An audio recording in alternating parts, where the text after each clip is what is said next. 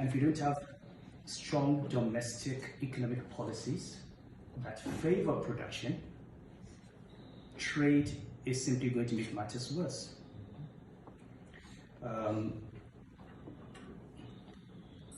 Today, Nigeria, Angola, a number of African countries produce crude oil. Why is Africa importing refined petroleum products from Europe? We have the raw materials. We export the crude. Then we buy the crude from the countries that buy from us, get the value added. We keep refineries in Europe open. We keep labor in Europe employed.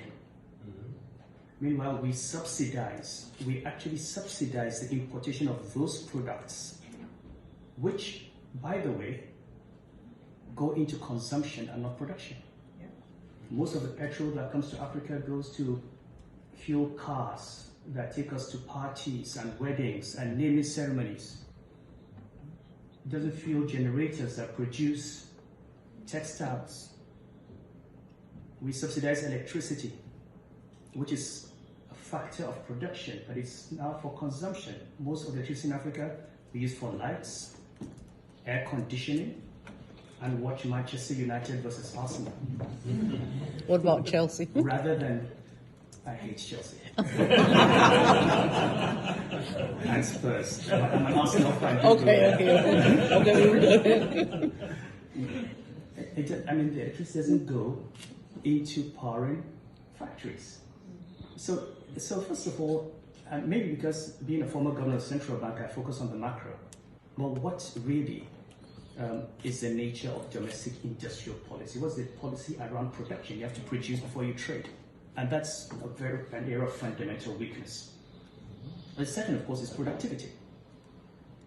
Why is Africa producing 2.2, 2.5 metric tons of rice per hectare when China today is producing 15 in the same world? How do you address that? Where's the infrastructure? It's easier to get from Lagos to New York than to get from Lagos to some African country. How do you transport the goods across the borders? Where are the rail lines? Where are the roads? You want to trade, but have we put in the fundamental building blocks for trade?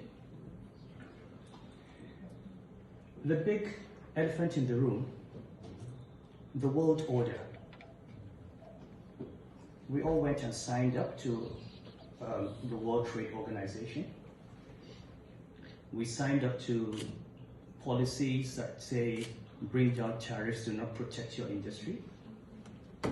They wiped out African industries.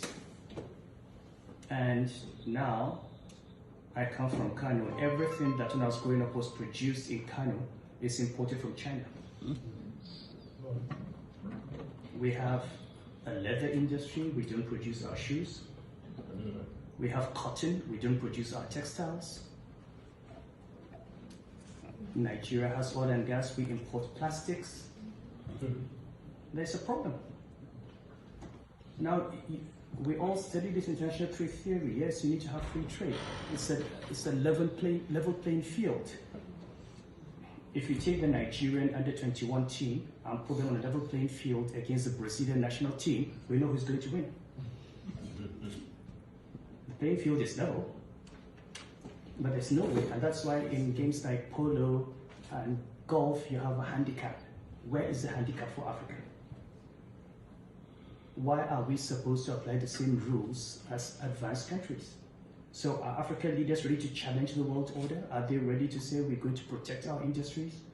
Are they going to say we're not going to be a dumping ground for goods from China and from Europe?